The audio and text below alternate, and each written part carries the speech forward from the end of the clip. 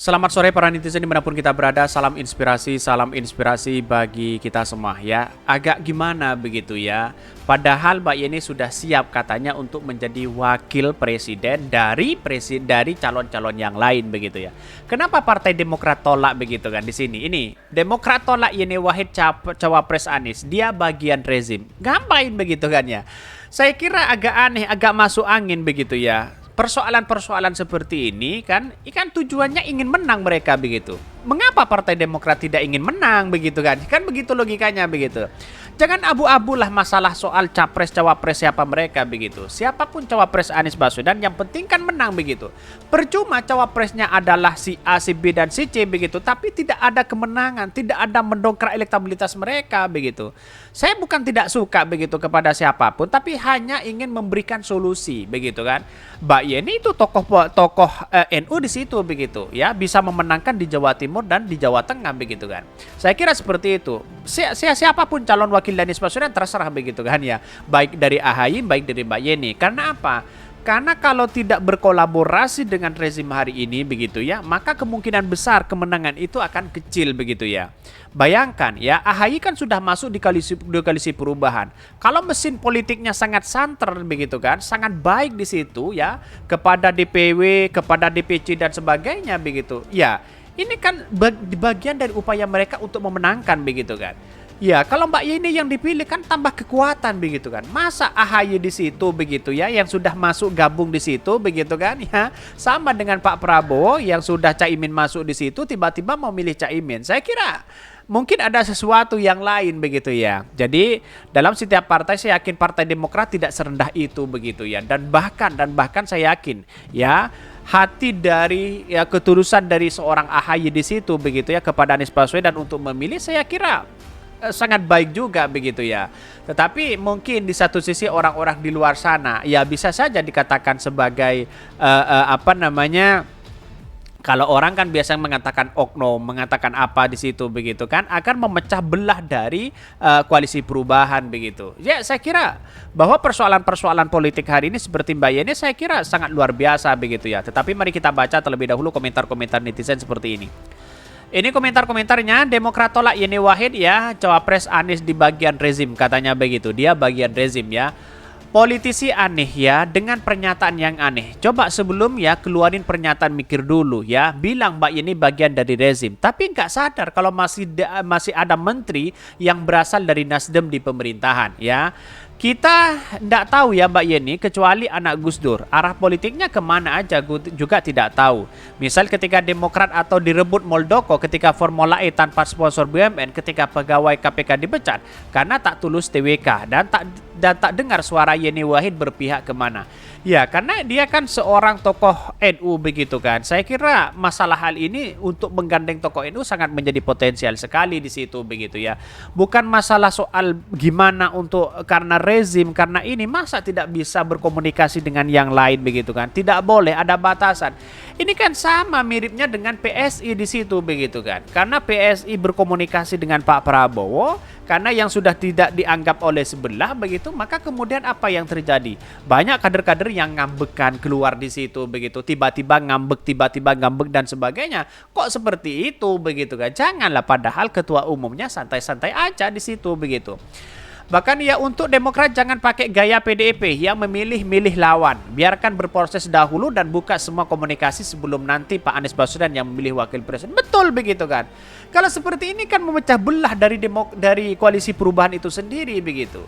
Jadi artinya apa? Artinya koalisi perubahan sekarang itu sangat solid begitu. Jangan ada lagi perkataan-perkataan seolah-olah Partai Demokrat akan bubar begitu ya di situ begitu. Itu kan aneh begitu kan ya. Jadi kita persoalan-persoalan hal-hal sepele seperti itu jangan diungkapkan ke publik begitu kan. Ini kacau begitu ya. Tetapi mari kita baca ya. Ini banyak sekali komentar-komentar dari netizen begitu. Mari kita baca beritanya seperti ini. Ini beritanya ya, Demokrat tolak Yeni Wahid cawapres Anies ya, dia bagian rezim, katanya begitu ya. Kok aneh begitu ya. Wakil Sekretaris Jenderal ya Wasekjen Demokrat Jensen Sindon ya terang-terangan menilai putri kedua mantan Presiden Abdurrahman Wahid alias Gundur Yeni Wahid tidak cocok mendampingi baca pres Koalisi Perubahan untuk Persatuan Anies Baswedan di Pilpres di 2024, katanya begitu ya. Bahkan di satu sisi ya, Jensen menilai KPP memiliki agenda utama untuk perubahan. Dengan demikian sosok capres-cawapres KPP harus mempresentasikan tujuan koalisi tersebut. Sementara Yeni menurutnya belum ideal sebagai sosok perubahan. Kok ini tidak baca strategi politik begitu ya? Ya, saya kira kenapa begitu ngototnya? Bukankah ini adalah ingin sebuah kemenangan besar begitu ya? Tapi kok tiba-tiba seolah-olah ada sesuatu yang kemudian membatasi komunikasi mereka begitu. Ini kan kacau begitu ya. Seharusnya Partai Demokrat itu adalah komunikasi dengan yang lain juga begitu. Bagaimana partai-partai yang bisa membawa kepada perubahan. Seolah-olah ini yang kerjanya hanya Nasdem dan PKS di situ begitu ya, yang mengajak ini semua begitu kan. Nah, pada akhirnya apa yang terjadi? Bisa saja begitu prediksi saya, ya boleh ya Partai Demokrat misalnya begitu ya. Saya kira kalau keluar tidak begitu kan. Saya kira pasti tetap mendukung, tapi kan mesin politiknya bisa tidak jalan begitu ya, karena bukan AHY yang menjadi cawapres mereka begitu. Bisa saja seperti itu begitu. Jadi saya kira saya tidak mendukung siapa-siapa, yang penting Anies Baswedan kan menang. Tujuannya kan seperti itu begitu ya. Tapi saya menganalisa dengan berbagai hal saja begitu. Bahkan Mbak Yeni buat saya bagus, bahkan lengkap sekali dengan segala atribusi yang melekat dalam diri beliau. Namun untuk posisi cawapres di KPP buat saya beliau tidak pas, tidak cocok. Mungkin cocoknya di koalisi yang lain, kata Jensen begitu ya. Ini kesempatan emas sebenarnya begitu. Jensen mengaku khawatir apabila sosok pendamping Anies bukan orang merepresentasikan perubahan. Masyarakat akan bingung, sementara menurutnya saat ini dukungan masyarakat terhadap KPP ya lantaran menginginkan perubahan terhadap pemerintah saat ini semakin bertambah. Kan tidak menjadi masalah di situ begitu kan. Biarlah ya rezim-rezim ini kan tahu sebelum-belumnya di situ begitu. Apabila di toko status gua atau bagian dari rezim ini, baik di bagian inti atau pinggiran rezim itu, katanya begitu. Jensen melanjutkan juga mewanti-wanti bagi para sosok yang tidak menginginkan perubahan untuk jangan sekali-kali merapat menjadi pendamping Anies. Ia pun mempersilahkan mereka untuk mencari kesempatan di koalisi Pilpres yang lain. Bahkan untuk kebalikannya bersama, biarlah teman-teman yang selama ini ikut di rezim ini mendukung lanjutkan ya. Kami juga di luar pengusung perubahan, biar nanti rakyat yang menentukan di pemilu di siapa yang menang dan mendapatkan dukungan terbanyak. Bahkan Yeni Wahid baru-baru ini menyatakan apabila dirinya diminta untuk menjadi cawapres ya di Pilpres 2024 sebagai orang yang sudah lama aktif di dunia politik. Yeni berujar bahwa dirinya harus siap jika diminta untuk menduduki jabatan politik. Bahkan di satu sisi menurut Yeni seorang politikus mestinya punya keinginan untuk tunduk ya menduduki jabatan publik agar bisa ya membuat kebijakan demi membuat perubahan positif di masyarakat. Kan sudah jelas di situ begitu ya. Ya, kalau menurut saya pribadi ya sah-sah aja di situ begitu kan ya. Jadi oke lah, kita tampung aspirasi itu. Jangan ada kata-kata yang kemudian menolak lah sana sinilah dan sebagainya begitu. Ini kan kacau begitu ya. Bahkan Yeni juga mengaku memiliki kedekatan khusus dengan Anies Baswedan ya.